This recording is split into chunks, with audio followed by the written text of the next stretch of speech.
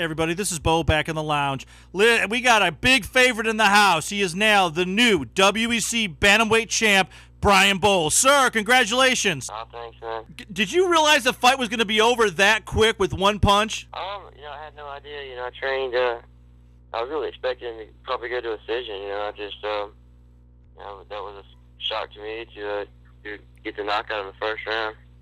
And Brian, we had a lot of people call in, a lot of people send us texts and emails. You look so tight. Your muscles are bulging. You slimmed down. Man, you look good. Yeah, I had to really train hard to make sure I was in shape. Like I said, I haven't ever went 5 rounds before, and I was just wanting to make sure that I was able to do that. And I've seen him. I know he's good at going 5 rounds. He's got good cardio, so I just trained hard and turned out good.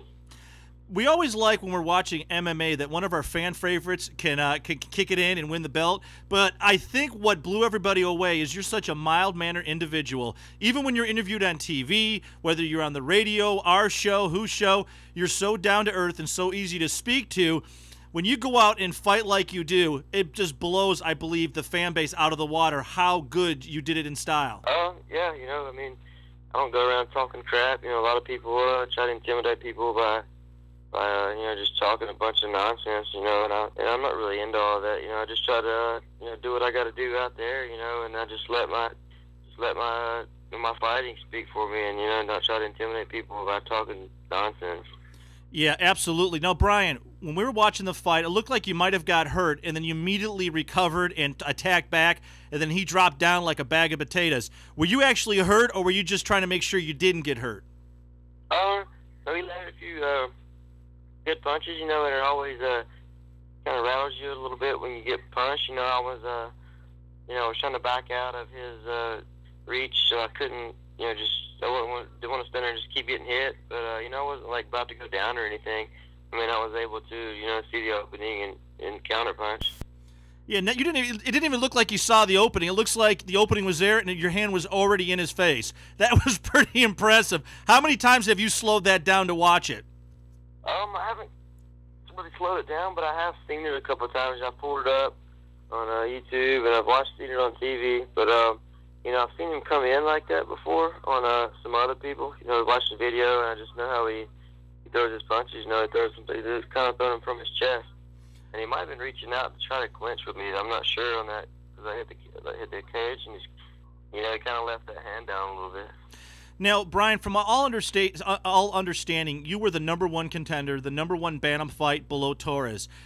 I don't think this has happened too often where the #1 contender winds up with a belt as quickly as you did. Usually you're looking at 3 to 5 rounds easily before something happens. It happened right away. Torres went right after you, and you struck back, and you looked beautiful doing it. Yeah, I didn't think we would open up like that. I thought we were going to open up slow. We did at first. We were circling. My game plan was, to go out there and not really just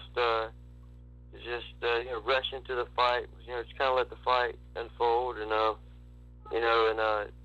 just wanted to bring the fight to him. When it started happening, that just happened to work out that way. Now, Brian, before we're going to back up a little bit into the fight, when you were bouncing in the corner and they were calling out your names, what was going through your mind? I'm sure you've answered this question 1,000 different ways, but let us know what you were thinking about when you were standing looking across at Torres. I don't know. It's a weird feeling. It's almost like you got tunnel vision. I don't know. I was just thinking to myself, just how I was going to open up, and just like I was saying about, my game plan, just making sure, I was trying to focus on my game plan and just, like I said, not rush out there and not fall into his little game plan and just stay focused on the fight. Brian, you did an awesome job on that. Now, what is on the horizon for your next fight? That fight lasted all of, a minute? It seemed like it. But what's on the next horizon for you as far as your challenge to your weight belt? I'm not sure. They haven't really said absolutely for sure who it's going to be, but I'm pretty sure it'll be that Dominic Cruz. It was said before that would probably be the winner of him and Benavidez would be the the challenger to me and Miguel, and you know, he won, so I'm thinking it's going to be him. Now, the next question is for yourself. When do you get a shot? When does Torres actually get a shot at his belt, and how does that exactly work out in the WEC? I'm not really sure. He'll probably. What I'm thinking is he'll probably fight off another fight and win that, and then probably get a shot again. Sort of like Faber did. You know, Faber went and fought Jen, won, and then got a shot right away. Yeah, it's pretty impressive. In the UFC, it seems like it can take a little bit before you get your second opportunity to try for the weight class. We've seen it happen very few times as quickly.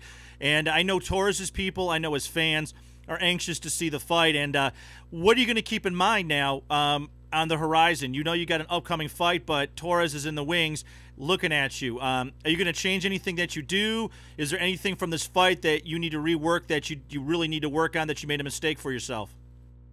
No. You know, every training camp, I feel like I get better, and I learn from every training camp.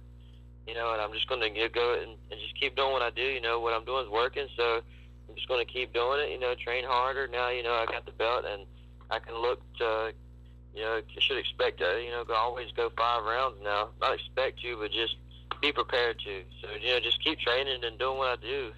One quick last point. When you were in Las Vegas with Brock Lesnar's big ticket with Frank Mir approaching, did you get a Photoshop with the champ at all?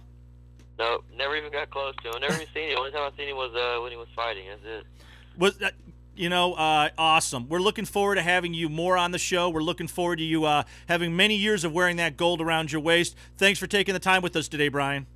Okay, thanks for having me on. Champ, take care of yourself, buddy. All right, thanks, man. Have a good day.